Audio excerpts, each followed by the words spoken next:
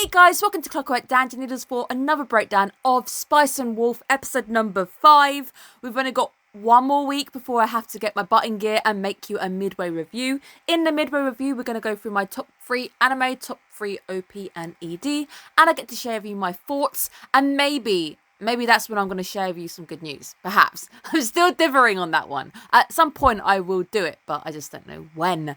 Welcome back to the channel. I hope you guys are looking after yourselves. That sound right there, if you even heard it, I don't know if it's picking up.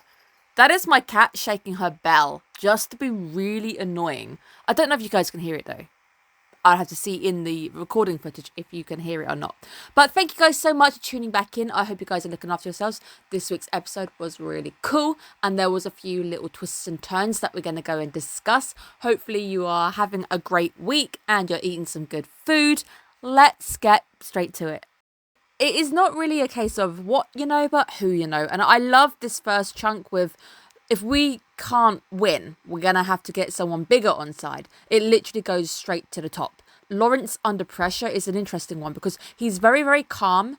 And the way he's talking is calm. But the little clip where you see him squeezing his arm is quite nice because he is panicking and he must be freaking out and he must be really worried. But he's not going to let it show. And I love the fact that it just shows you that he is under pressure and he is panicking, but he's very capable of appearing calm and steady under pressure. And one of the big bits of advice I was told as a manager, when I first became a manager, was you need to be able to calm the sea, calm the water. So you need to appear like a swan where you're kicking underneath like crazy, but no one can tell that you're panicking.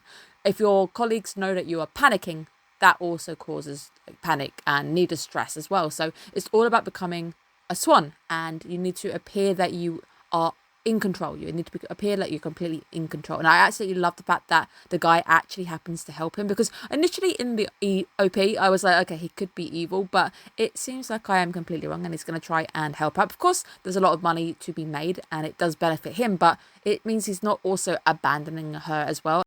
It goes very, very smoothly. The rescue mission goes super smooth. The underwater courses, I guess it's where we have water go through. They are very interesting, and it makes me satisfied to learn that this is how the city runs, and it really makes me happy to see these little details because it's more lore, it's more details that make the world feel really fleshed out. However, why did you not give the guy a torch? Anything. I know that maybe somebody could have seen him, but he could have twisted his leg, he could have gone to the wrong place, he doesn't know where he's going, and I can't imagine him go 50 paces this way, then 50 paces that way. He's literally walking around with no light, in the dark, in a sewer where the ground is uneven. Very shocked that that bit went really, really well. But things do go very smooth. In fact, so smooth that Holo is there before I even knew it. So that was really, really quick. I was expecting it to take a little bit longer, but it doesn't.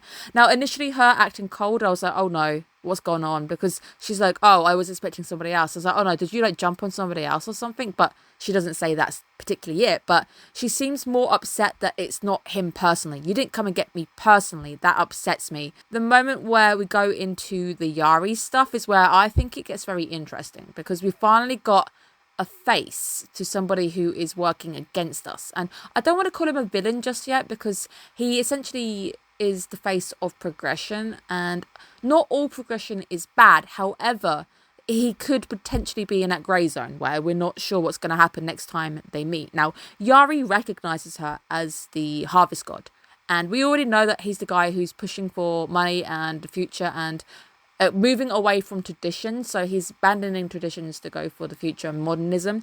It's sad because he actually recognizes her, and as we've seen her being quite forgotten and sad about it, she does start to have a breakdown, and it is really bittersweet because finally you've been recognized, but you've been recognized by a person who wants to renounce you, give you up to the church, because you know that the church are going to do bad things and burn you at the stake, probably, as it seems to be suggesting. King would be pairing with a company who've been burnt at the stake. Somebody's associated with being burnt at the stake. So it seems that that is the punishment that hangs over her head, because I was wondering what they would do, and I guess that answers my question. But it is really sad because Yarei is a character we've met from episode number 1, and it makes sense that from episode 1 this character's been under your face and you know the character, and this twist makes a bit more impact because it's the guy that Lawrence was actually hanging out with. And it's sad because, as he says, like, her era is over, your era is done, we're not going to fear you anymore. And that's really sad because she's done nothing but help these guys. they've turned around and decided that we're going to treat you like this. We're going to treat you and hand you over. I did think that was really sad. The music at this point is really touching. It just resonated a little bit because I was like, oh, you've finally been recognised by somebody who actually truly hates you or truly does not care anymore, because he must know that handing her over is going to be basically death for her.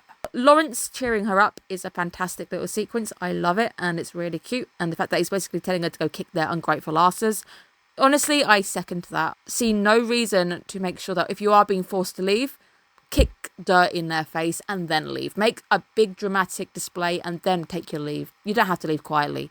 I would make a big uproar. So I really like that moment. Now, the female privilege, of course, to make a man weak when he decides he wants to diss you and dish out all those burns. That was hilariously funny. The relationship between the two is great because he teases her, she teases him, and they both seem to be becoming aware of how to tease one another and also each other's limits. Like, he knows that she's being sad, but then he's able to go, oh yeah, it's okay, you're not actually crying in front of me, you're mistaken. I love that, because it's like, I'm being a tsundere, but I'm also not quite fully tsundere mode. I love the fact that we've seen her be vulnerable in front of him, and the fact that they can have fun. Starting to really like the relationship between the two. I enjoy that. Now, the footage of me when I am given ears literally makes it into the show. How did you get it? I want it back. This is perhaps the cutest scene I have seen, maybe all season, is the ear dance. And the fact that they wobble. Literally, they are wobbling around as she's like moving around, getting them to move.